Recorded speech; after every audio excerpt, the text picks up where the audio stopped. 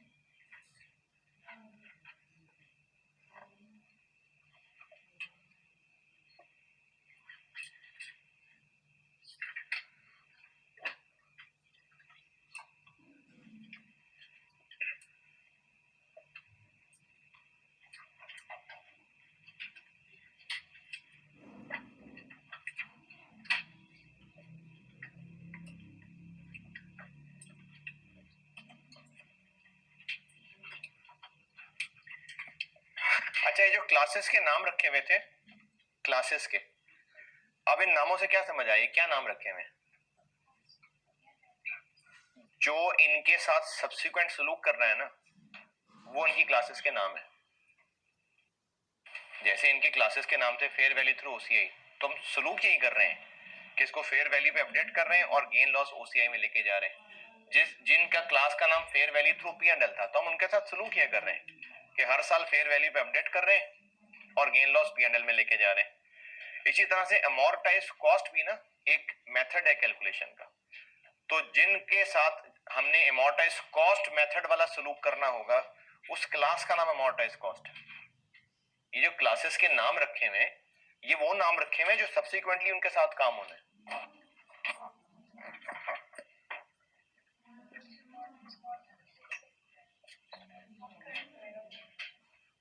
फिर non current में आएगा।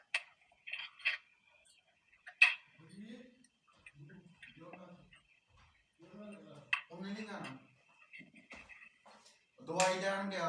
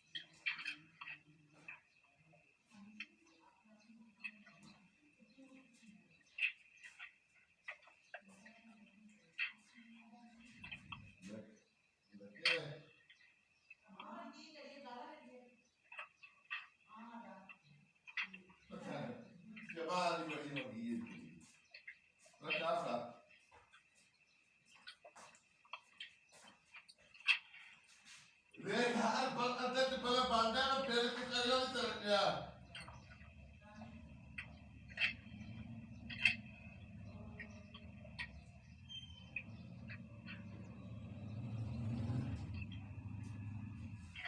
ਹਾਂ ਉਹਨਾਂ ਆਇਆ ਕੋਈ ਨਾ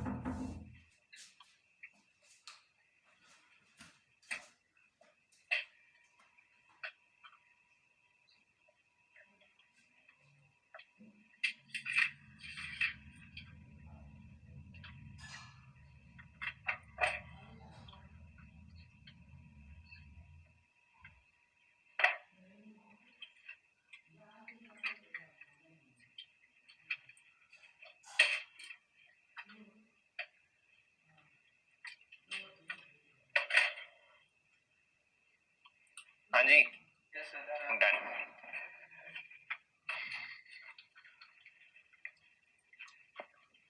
अच्छा, फेयर वैल्यू थ्रू ओसीआई, इसके लिए लिखवाया था कि मैनेजमेंट का पहले ही दिन इरादा हो और इनको बेचने के लिए ना रखा हो, तो फिर फेयर वैल्यू थ्रू पीएनएल कौन से होते होंगे? जिनको बेचने के लिए रखा होता हो। स्प्रिंग 20 पे आए, स्प्रिंग 20 का पेपर है आपके पास, स्प्रिंग 20।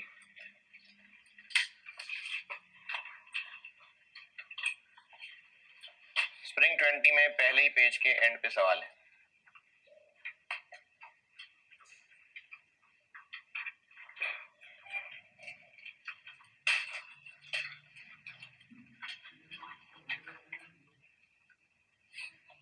पढ़े, डिस्कस करता हूं।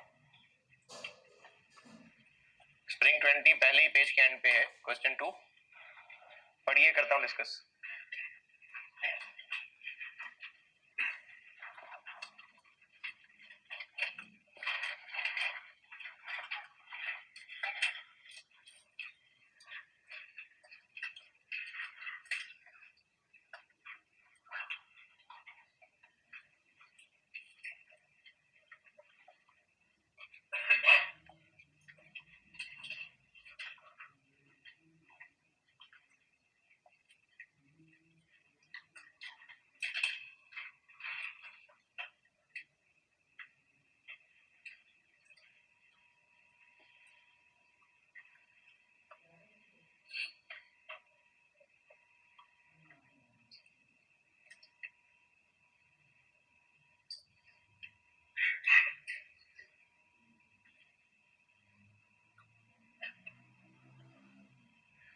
हाँ जी,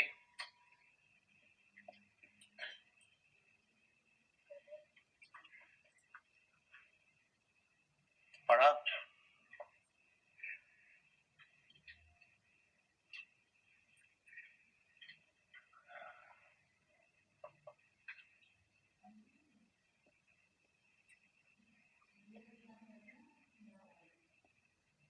बिलाल आपके पास नौकरी करने आया है और वो कैफ 7 पढ़ रहा था, लेकिन रिजल्ट के बाद ना ड्रॉप कर गया था, तो उसने ये एक समरी बना के दी है।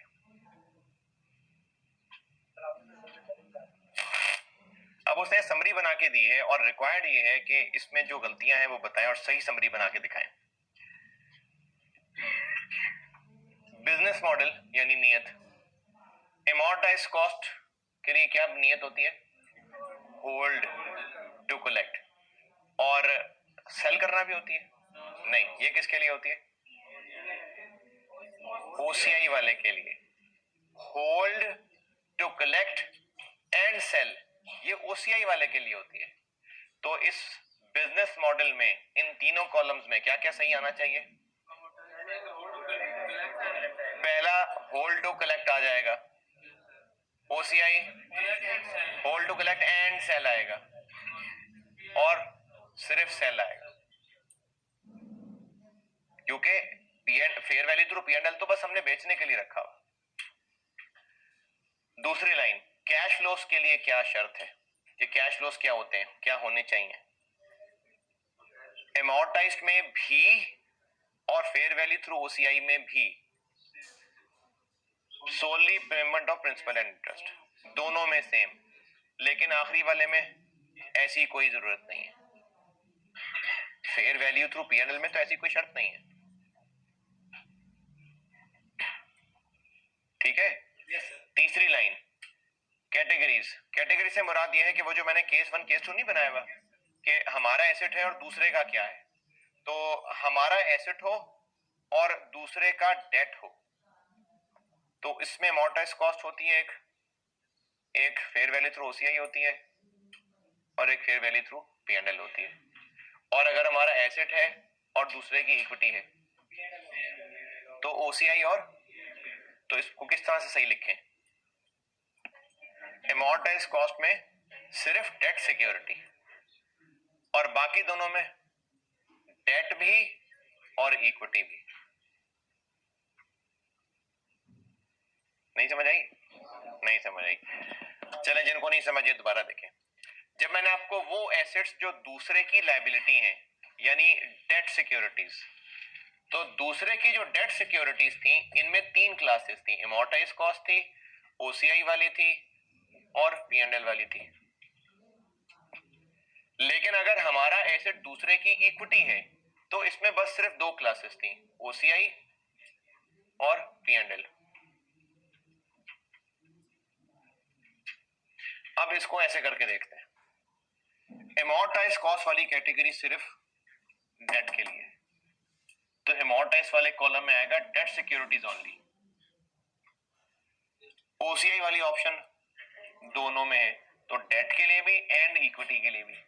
पीएनएल वाली ऑप्शन दोनों के लिए है, तो डेट के लिए भी एंड इक्विटी के लिए भी।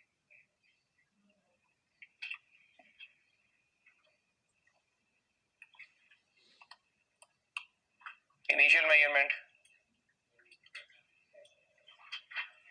पहले दोनों में fair value plus transaction cost और आखिरी वाले में सिर्फ फेयर वैल्यू। और सब्सिक्वेंट मेजरमेंट वही जो उनकी क्लासेस के नाम है, वो क्लासेस के नाम ही वही है जो सब्सिक्वेंटली उनके साथ सलूक करना है। तो अमोर्टाइज्ड कॉस्ट की subsequent measurement amortised cost, fair value through OCI की fair value through OCI, fair value not fair value less cost to cell.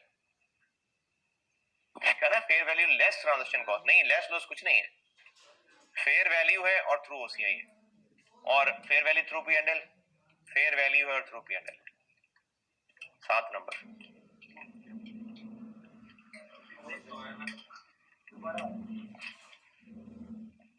ये हो गया अगर हमारा एसेट है और दूसरे की इक्विटी है।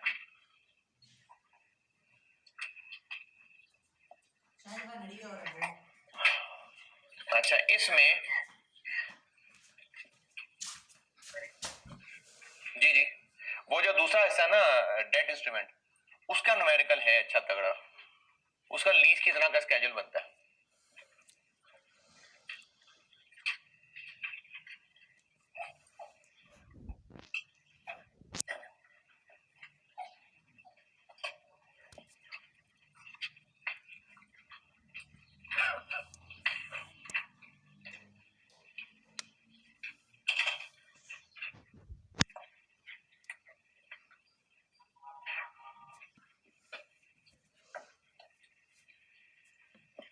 सब्सिक्वेंट मेजरमेंट की हेडिंग दी थी मैंने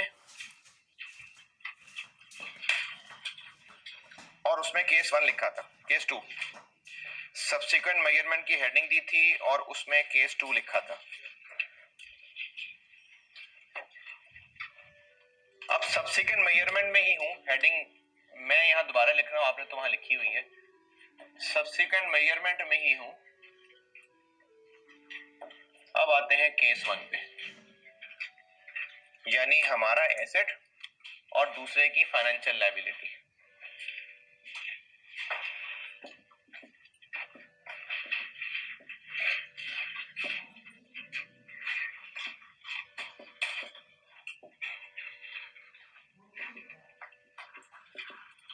फाइनेंशियल लायबिलिटी को डेट इंस्ट्रूमेंट भी कह सकते हैं।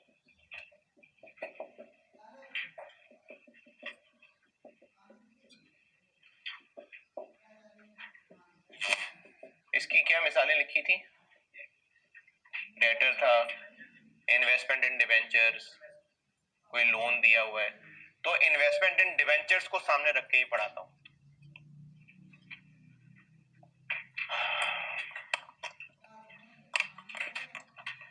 इसमें थी 3 क्लासें, इस केस की 3 क्लासें थी। एक अमोर्टाइज्ड कॉस्ट थी, एक फेयर वैल्यू थ्रू ओसीआई थी और एक फेयर वैल्यू थ्रू पी&एल थी। पहले बात करते हैं अमोर्टाइज्ड कॉस्ट की।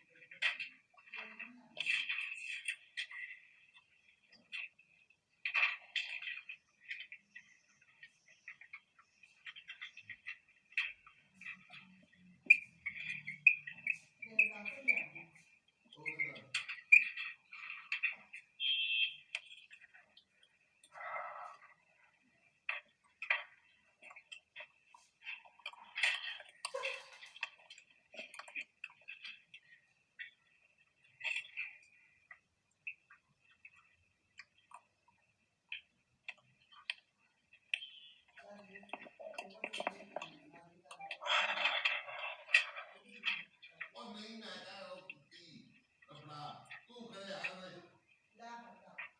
हाँ ले मैं कहाँ नहीं कह तू याद कर ले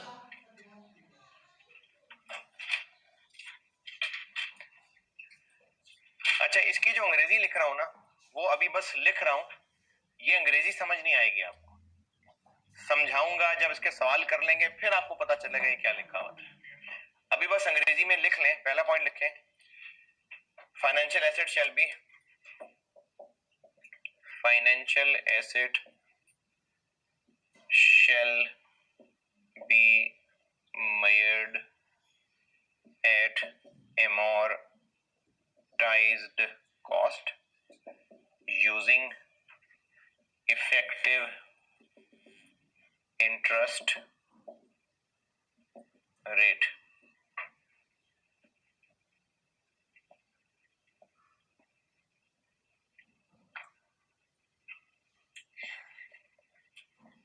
मेथड, एक इफेक्टिव इंटरेस्ट रेट मेथड होता है,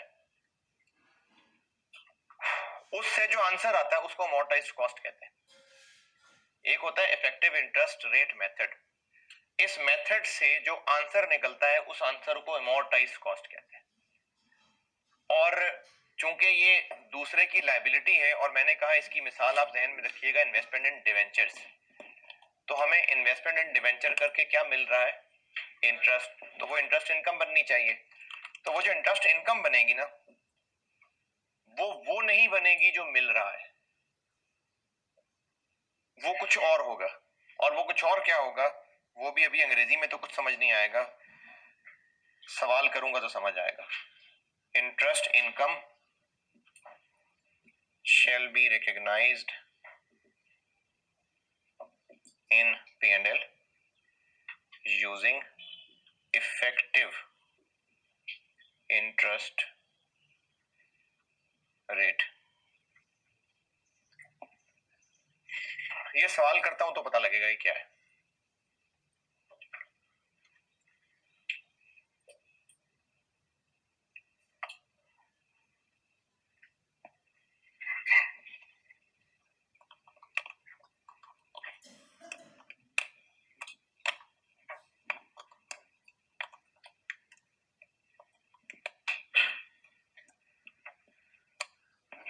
अंग्रेजी तो उसमें बस यही है। अब इसका सवाल समझते हैं। इसका ना एक टेबल बनता है बिल्कुल लीजेस की तरह, बिल्कुल वही टेबल है। असल में मैंने वो लीजेस वाला टेबल इसी की तरह बनाया था, तो दोनों का सेम टेबल बनता है। पहले कॉन्सेप्ट समझे, पे टेबल तो आपने बनाना सीखा ही हुआ है। ये जो अभी एक एग्जांपल बता रहा हूं ना, ये सिर्फ कॉन्सेप्ट बता रहा हूं, जो भी यहां बता रहा हूं सिर्फ कॉन्सेप्ट समझिएगा।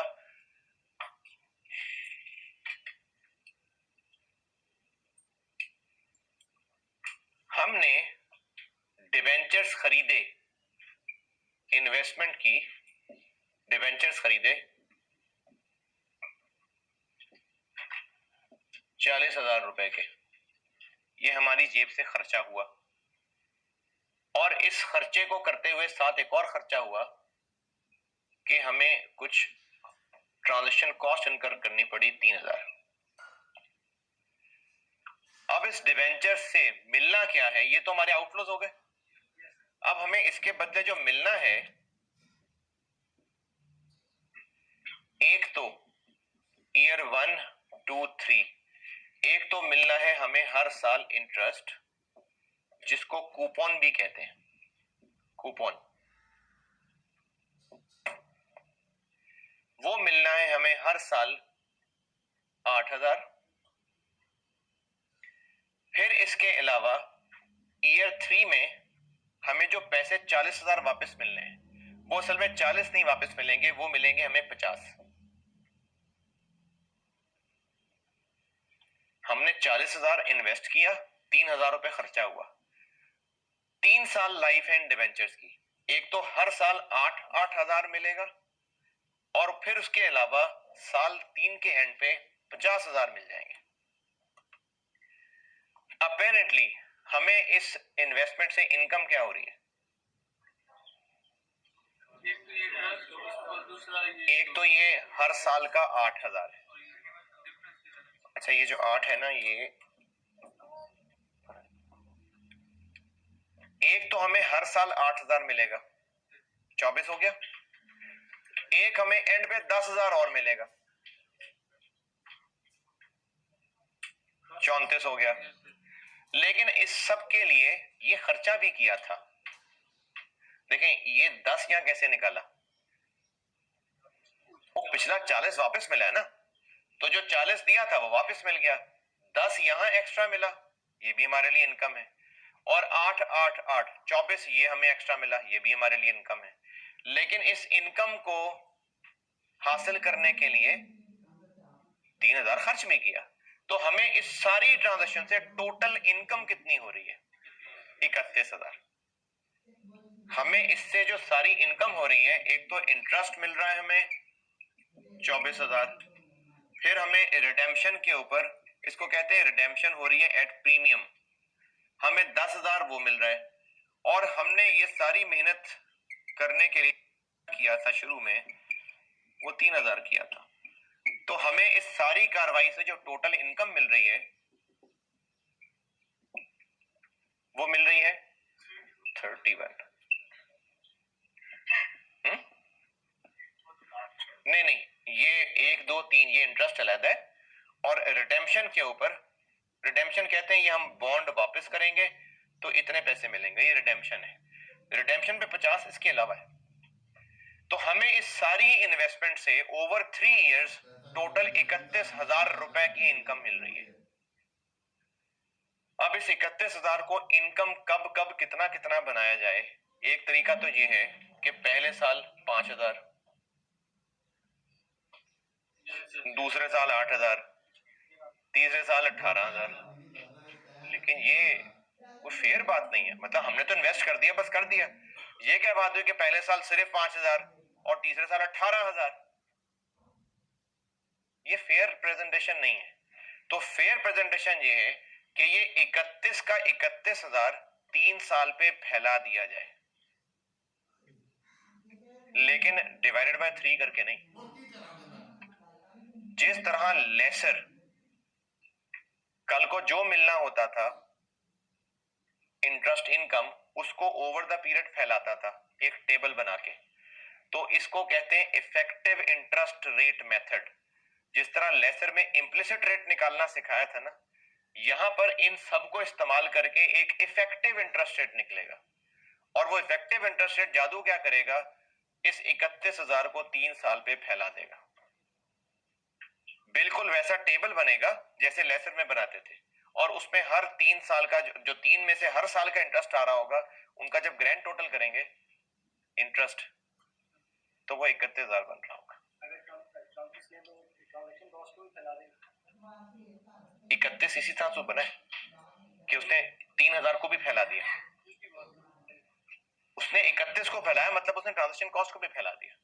तो ये होता है इफेक्टिव इंटरेस्ट रेट मेथड, कि जिसमें हमारे पास से जो टोटल आउटफ्लोज और टोटल इनफ्लोज का नेट करके जो गेन बनता है वो उसको फैला रहा है ओवर द पीरियड।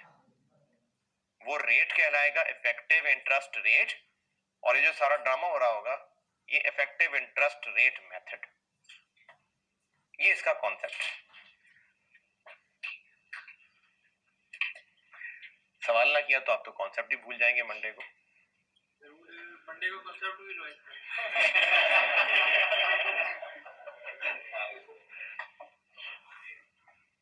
तो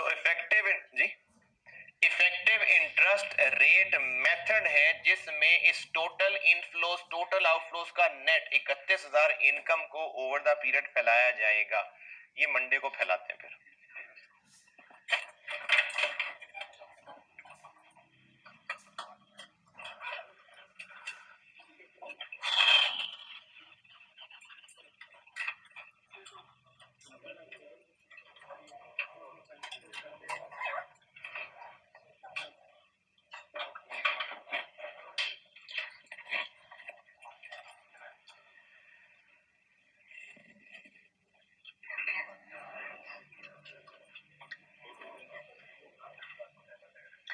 अच्छा, अल्लाह ताला को ना सजदा बहुत पसंद है, और ये शुक्राने का एक बहुत पसंदीदा इज़हार है कि 2 रकअत नफल पढ़े जाए। ये बहुत पसंदीदा इज़हार है। अबू दाऊद में रिवायत है कि नबी अकरम सल्लल्लाहु अलैहि वसल्लम के पास जब भी कोई खुशी की बात पहुंचती थी तो अल्लाह का शुक्र अदा करने के लिए सजदे में गिर पड़ते थे। तो ये जो शुक्राना है ना, अल्लाह ताला का शुक्र अदा करना, इसके लिए नफल पढ़ना बहुत पसंदीदा चीज है। 2 रकअत नफल, आपको जो कोई खुशी पहुंचे फौरन 2 रकअत पढ़े, अनलेस के वो टाइम ममनू ना हो। एक होता है सजदे का ममनू टाइम। अच्छा, आप अगर किसी कुछ ऐसे मसले से ताल्लुक रखते हैं जो आपको लगता है नहीं सर आप सही बात नहीं कर रहे, तो आप ऐसा करना, अपने मसलक से आलिम से पूछना, लेकिन बेटा ये चीज क्लियर रखना, कुछ है टाइम जो सजदा मना है, जिसमें सजदा नहीं करते। 3 टाइम है। सूरज का बिल्कुल स्टार्टिंग पॉइंट, बिल्कुल सेंटर एक्सट्रीम, और डूबने वाला पॉइंट। ये तकरीबन तीनों इंडिविजुअली 10-15 मिनट का फेज होता है। एक बिल्कुल तुलू, वो भी आप अगर उस टाइम मस्जिद में आना जाना हो तो इन तीनों टाइम पे ना मस्जिद में वो लाल बत्तियां भी ऑन हो जाती होती हैं। तो एक बिल्कुल तुलू है, ये को 15-20 मिनट है। एक जवाल है, जवाल का टाइम मौसम टू मौसम वेरी करता है, लेकिन 12, 12:30, 12:15 तक होता है। और एक ये गुरूब का टाइम। इन 3 टाइम में सजदा नहीं है। उसके अलावा जो नफल का टाइम है, जब आपने फजर पढ़ ली, जब आपने पढ़ ली, जमात हो गई नहीं, जब आपने पढ़ ली, तो फजर पढ़ने के बाद से लेके तुलू के दरमियान नफल नहीं है। दूसरा, जब असर पढ़ ली आपने, असर से लेके मगरिब तक, इसमें नफल नहीं है। इसके अलावा जितने मर्जी नफल आप जिस टाइम मर्जी पढ़े।